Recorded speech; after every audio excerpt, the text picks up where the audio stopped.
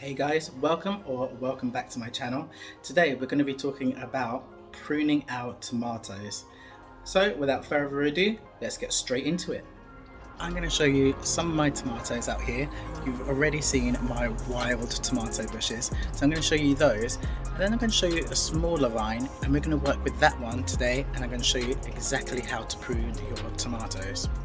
This particular plant has zero interest in growing tall. In fact, it seems to enjoy trailing, so I've just left it. Then I've got these two giant beasts behind me. As you can see, they've grown so tall. They have completely outgrown their stakes. Now, admittedly, I have let these guys go wild, but that is my favourite type of gardening. I just let the plants do whatever it is that they want to do. But funnily enough, they are supposed to be cherry tomatoes, but in actual fact one of them is growing plum tomatoes instead. That goes back to my last video about tomatoes when I said that growing from superstore tomatoes, you never know what you're going to get. Now, at the moment I haven't had many pollinators up here on the garden, so that means I've been having to self-pollinate these tomatoes. So let me show you how to do that quickly. Tomato flowers are awesome because they are self-pollinating. The pollen gets released from the stamen, which is at the very base of the flower, and then gets caught by the stigma, which is the tip of the flower. In order for the pollen to be released, the flower needs to be stimulated with a vibration. Pollinators usually do this as they vibrate their wings. However, we can mimic this by gently tapping the flowers.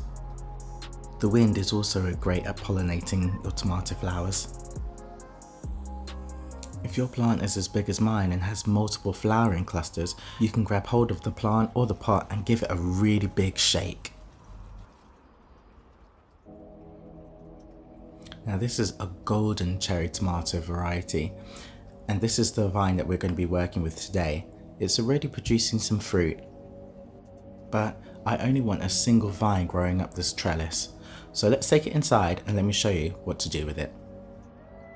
The reason why gardeners use this method that I'm about to show you is it's supposed to increase the yield of each of your plants, and it does make sense. However, the cloud garden itself is a giant greenhouse due to the glass along the balcony, so I've never felt the need to force the plants to become more productive. They just genuinely are.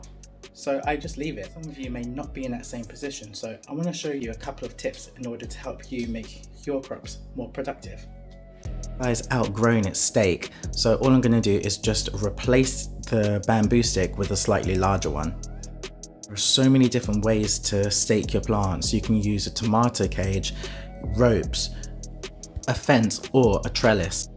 The way you choose to do it, you need to make sure that your plant is supported, because once it starts to fruit, it could topple over. First things first, your soil can contain lots of different fungus and pathogens and diseases that could affect the growth of your plant. So the best thing to do is round the base, take off all of these branches, because that will reduce the chance of any bacteria or fungus splashing up against your plants. So we'll start off with that.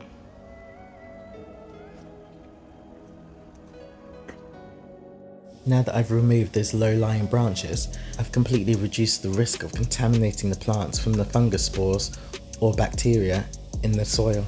In the wild, tomatoes will either grow vertically, so they will climb up something, or equally so, they're quite happy growing along the soil. Now suckers go on to create another vine. In order for your tomato plant to be more productive, it makes more sense for the plant to just have one vine. It will tend to produce fruit quicker through that one vine because it's not spreading out all of its resources. Now I just mentioned a sucker and you're probably thinking, well, what is that? If you follow the stem right up, you'll see that it branches out into three ways. On the left hand side, this branch will only produce leaves. In the middle, this will be a sucker, and that essentially will be a new vine. In order to make the plant more productive, if you snap it backwards, that will remove the sucker. Now this compound leaf branch is looking raggedy, so I'm just going to remove that as well. You then need to work your way up the vine and repeat this process. Let me show you this one more time. So we've got two leaf branches here, and then in the middle we have another sucker, so I'm going to remove that.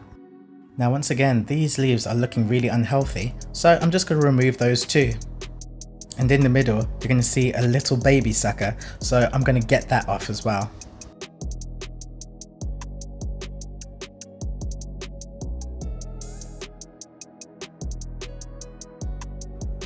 As you work your way up your vine, you'll encounter this here, which is a flower cluster. And you want to keep them because as soon as your flowers are pollinated, they will turn into fruit.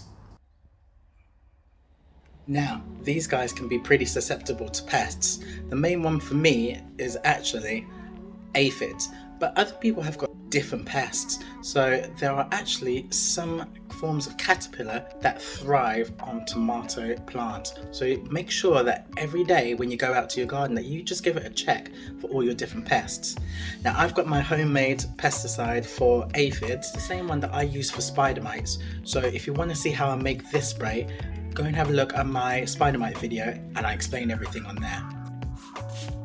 Don't forget when you're spraying to make sure that you get under the leaves as well. Let's say for example that you've harvested some of the fruit from one of the tomato plants that you're growing. What you can do is break off those suckers and then pop them in water, and eventually they will root, and then you will have exact clones which will produce the exact same fruit that you were growing in the first place. So all I've done is I've just popped some of those suckers into some water and I'm going to leave it on a sunny windowsill and see if it fruits. Now it is pretty late in the season to try growing these, but to be honest, I'll probably just grow them indoors. Now here's one that I've done earlier. It's actually just in water with a bit of fertilizer, hence the colour, but you can already see the root system on it. So if I really wanted, I could probably plant this one up into soil right now. Once your tomato plant has started to set fruit, you want to fertilize it at least once a week. You can even do it every 2 weeks. For me, I like to do it as often as possible just to make sure that it's getting enough nutrients it needs in order for it to create more fruit. I'll leave a link below in the description box so that you can get your own. Now that we've completed all of our pruning, we then need to think about where we are at in the season. So right now at this time of filming, it is September. Now for me, I know how my garden works. I know that if there's a day like today in September where it's 20 something degrees down below on ground floor, for me personally it is 35 degrees up here today. So for me, I'm not going to think about stopping the plant from growing anymore, because in actual fact I believe that I've still got at least another couple of weeks.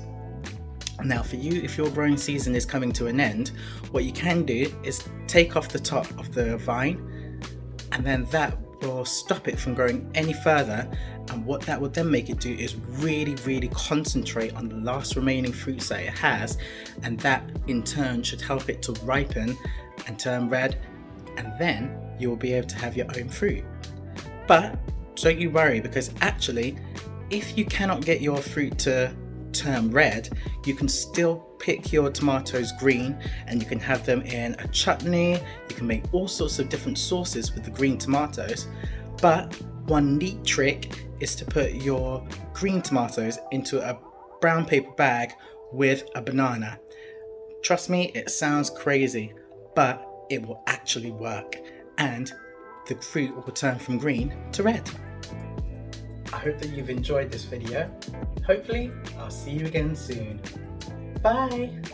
Here we are about 4 days later, and as you can see, the second set of flowers has already started to open.